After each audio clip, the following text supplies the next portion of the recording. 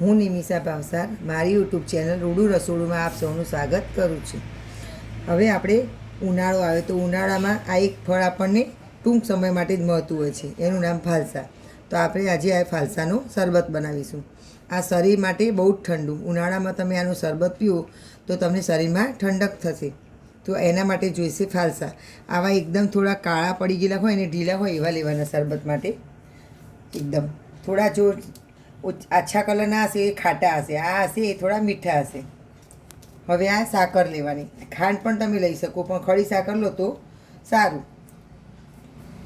આ સંચર પાવડર અને આ સાદું આપણું મીઠું. હવે આપણે ફાલસાને આપણે આવી રીતે હળવા હાથે ધોવાના. એને હાથ બહુ નહીં લગાવવાનો, કારણ કે ફાલસા પોચા હોય તો ઉપરથી પલ્પ બધો છૂટો પડી જશે અને પાણીમાં જતો રહેશે. એટલે આવી રીતે હલકા હાથે ધોઈ લેવાના. નળ નીચે આવી રીતે તમે ધરશો એટલે સરસ ચોખ્ખા થઈ જશે. આને હવે નીચે વાસણ મૂકી અને 5 થી 7 મિનિટ માટે બાણી બધું નીતરી જાય એવી રીતે રાખીશું.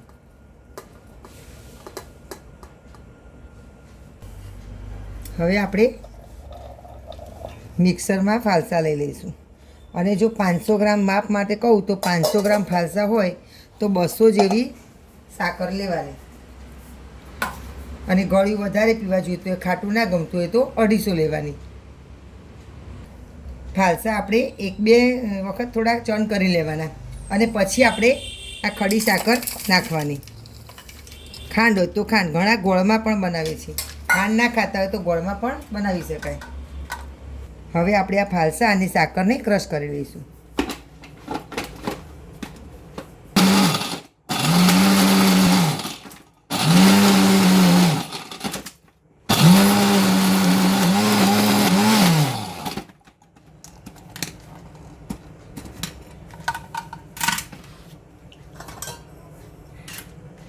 નાખું અહીં બધા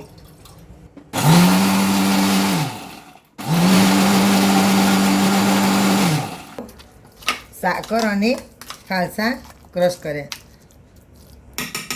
હવે આપણે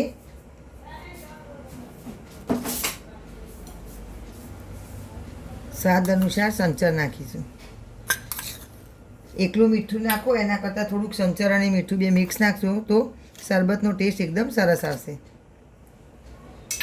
મરી પાવડર ભાવતો હોય તો પણ નાખી શકાય. હવે આને આપણે ફરીથી થોડું પાણી નાખી અને ક્રશ કરી લઈશું.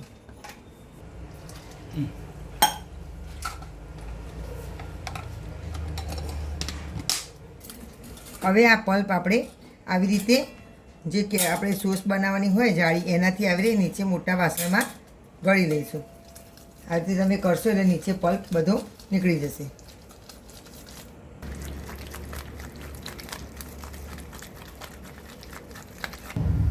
આ આપણે એકવારનો તો પલ્પ ગળી લીધો, પણ જે કૂચા નીકળ્યા હતા એમાં થોડુંક પાણી નાખી અને કૂચાને ફરતી ક્રશ કરીશું, એટલે થોડુંક જે પલ્પ અંદર રહી ગયું હોય એ આવી જાય.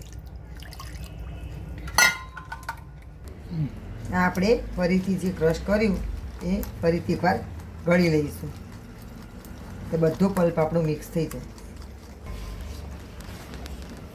આ આપણો સરસ પલ્પ તૈયાર થઈ ગયો. જુઓ એનો કલર પણ કેટલો મસ્ત, જોઈને જ પીવાનું મન થઈ જાય એવું. હવે આપણે આ પલ્પ ગળ્યો પછી હવે ટેસ્ટ કરી લેવાનો. જો ખાંડ ઓછી નાખવી હોય તો તમે ફરીથી બોરું ખાંડ ઉપરથી નાખી શકો છો. આમ તો તમે માપ નાખ્યું હોય તો ટેસ્ટ એમ સરસ જ આવશે.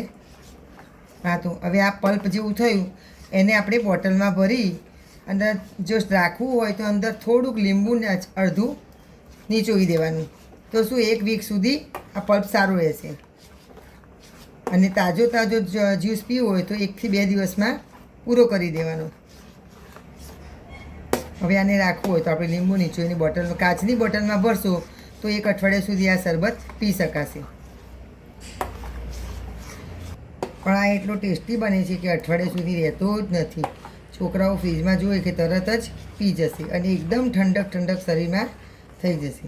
જુઓ, હવે આમાંથી આપણે શરબત બનાવીશું. હવે આપણે આવી રીતે જાર ગ્લાસ તમને જે લેવું હોય એ લઈ શકાય. એમાં આવી રીતે 2 થી 3 બરફના ટુકડા લેવાના અને આ પલ્પ હોય આપણો 2 ચમચા જેટલો, નાનો ગ્લાસ હોય તો 1 ચમચો અને આ મોટો છે આપણે એટલે 2 થી 3 ચમચા જેટલો પલ્પ લઈશું.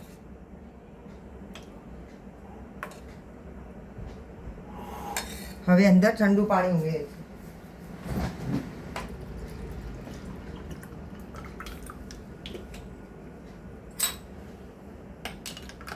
અને હવે હાથે હલાવી નાખી શકાય, પણ છોકરાઓને ના ગમતો હોય તો નહીં નાખવાનું. આ નેચરલ જ આપણો સરસ લાગતું હોય છે. હવે આમાં તમે પુદીનાના પાન પણ નાખી શકો છો. 2 પાન લઈ અને હાથેથી ક્રશ કરી અને ઉપર નાખી દેવાના. એનો પણ સુગંધી અને ટેસ્ટ બંને સરસ આવશે. આ આપણા ફાલસાનો આપણો ઠંડો શરબત તૈયાર. આ એકદમ શરીરમાં ઠંડક લાગશે, ટેસ્ટમાં પણ સરસ લાગશે અને હેલ્થ માટે પણ આમાં કેલ્શિયમ અને પ્રોટીન સારું હોય છે. તો જરૂરથી તમે બનાવજો અને આ મારી ચેનલને સબસ્ક્રાઈબ કરવાનું ભૂલતા નહીં અને તમારા ફ્રેન્ડ સાથે શેર કરશો અને કોમેન્ટમાં કહેજો કે કેવો બન્યો.